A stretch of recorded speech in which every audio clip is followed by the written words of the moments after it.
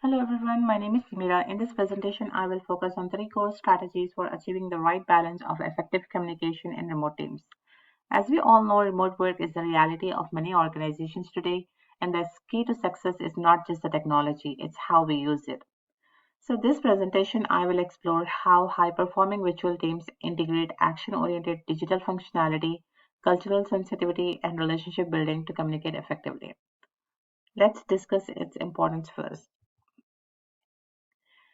Effective communication strategies, particularly in remote and hybrid environments, are absolutely vital for boosting collaboration, engagement, and productivity.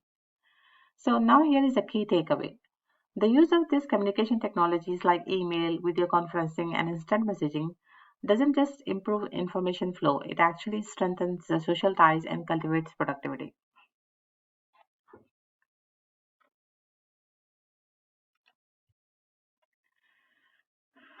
Building trust and culture for success.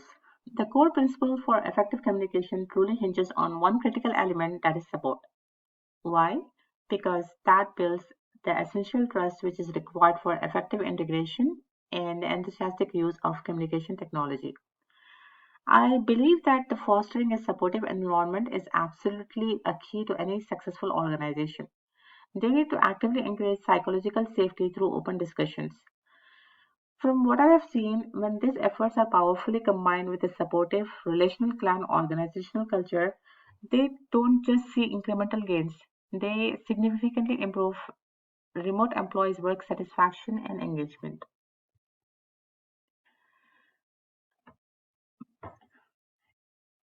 I believe that the foundation of any organization's success also lies in their ability to foster sustainable employee performance.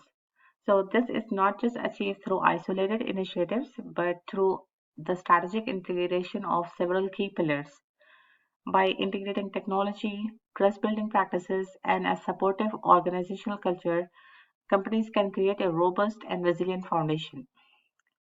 Furthermore, implementing these effective, transparent internal communication practices, it also yields significant secondary benefits, which is fostering positive employer branding.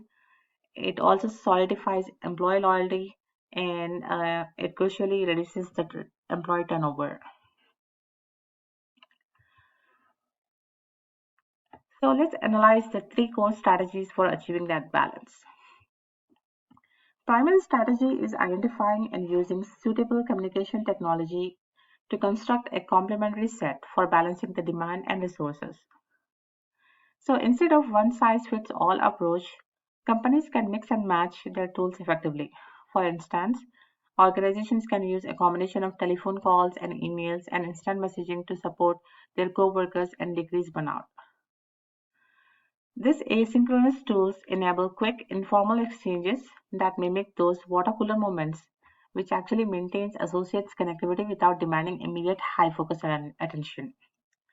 In contrast, the synchronous or the formal video calls are better suited for complex discussions where nonverbal cues are essential. So let's see the implementation and guidance on this. So, how do teams implement this?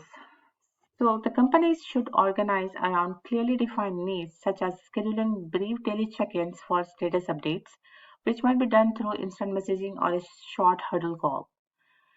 So, crucially, when these team members require guidance on using communication technologies, they also need to know which channel they need to approach, and they also need to know which channel is appropriate for that. For example, managing complex or sensitive discussions is often easier when video provides a non-verbal cues. So this strategy is ultimately enhancing the communication efficiency. For example, using the instant messaging for quick questions and videos for nuanced negotiations. So by doing this, I believe the participants are less likely to experience overwhelming technology use, leading to a more productive and less stressed remote team.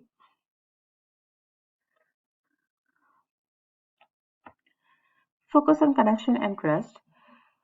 Virtual work environments, they often lack informal interactions, which is present in the physical offices, which can lead to a digital isolation. So the key tactics to combat is prioritizing human connection and psychological safety. By scheduling the virtual social activities like virtual coffee talks where team members share personal stories. This will help build empathy and strengthen interpersonal bonds and effectively bridging the geographical constraints.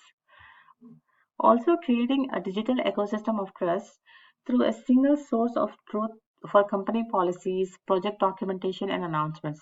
These coordinated social and structural actions, which will create a supportive environment where trust can emerge, mimicking elements of a clan culture. Eventually, this perception of a supportive culture enhances the satisfaction regarding communication and feedback within a team.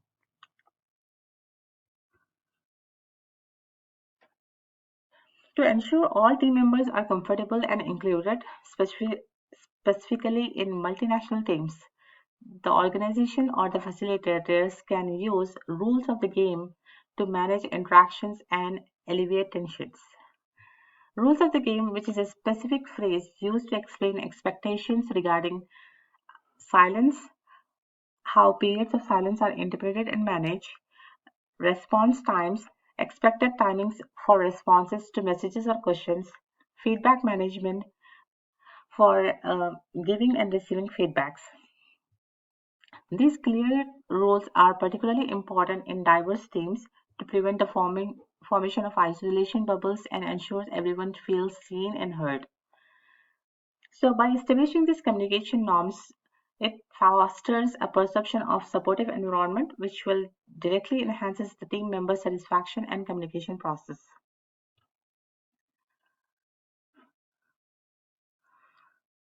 Third is incorporating organizational cultures into communication strategies will foster transparency across all levels. So how can we move this concept to concrete action? We can actually implement these ideas through three key approaches. The first approach is utilizing the diverse communication channels. One size doesn't fit all when it comes to information sharing. We need a clear delineation of platforms. For example, email systems should be reserved for formal official communication, policies, major announcements, and documentation. This lends to gravity and clarity of important information. And also the real-time applications like the Microsoft Teams or the Slacks, which are excellent examples for immediate feedback loops, quick collaboration, and also for informal team updates. By defining these channels, we can ensure that the right message is reaching the right audience at the right speed without creating the unnecessary noise or confusion. The second approach here, it focuses on the leadership. So the communication from top level sets the tone for the entire organization. Leaders must maintain a consistent and sincere tone across all platforms. This tone must convey a sense of control, demonstrating stable leadership, while simultaneously showing profound respect for all employee feedback. This includes feedback shared through formal channels, informal discussions, and even anonymous hierarchical culture survey responses.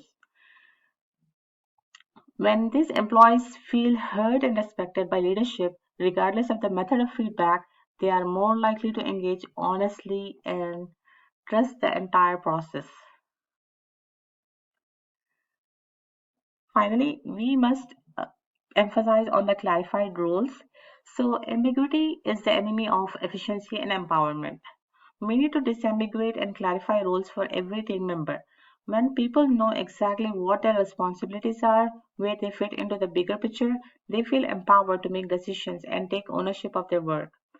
This is especially crucial during transitions to remote or hybrid work environments where physical proximity is no longer a substitute for clear structure.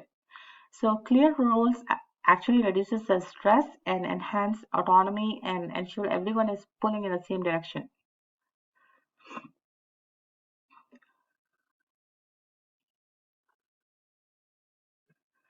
So let's see some practical examples. First is regular virtual town halls. So here application focuses on regular virtual town hall meetings. Um, these are not just one-way information dumps. The goal here is for the leaders to provide clear and ambiguous information regarding organizational objectives. More importantly, these sessions are the town hall meetings are actively invite feedback.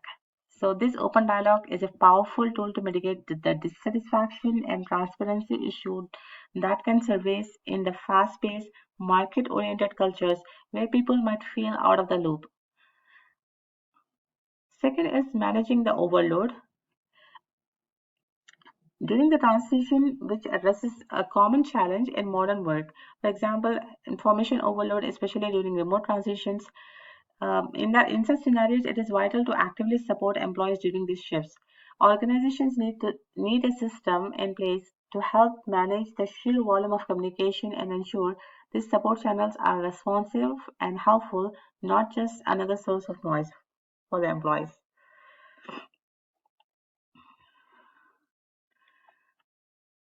So, in summary, the path to any sustainable growth often involves clearing significant hurdles.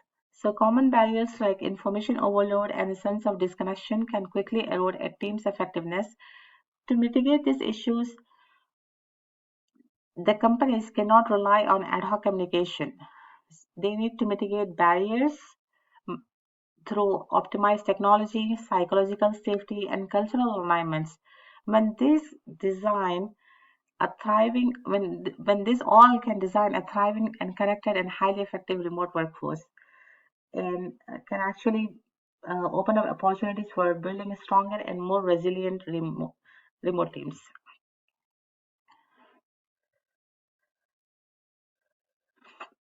Thank you for listening, and I would be happy to answer if you have any questions.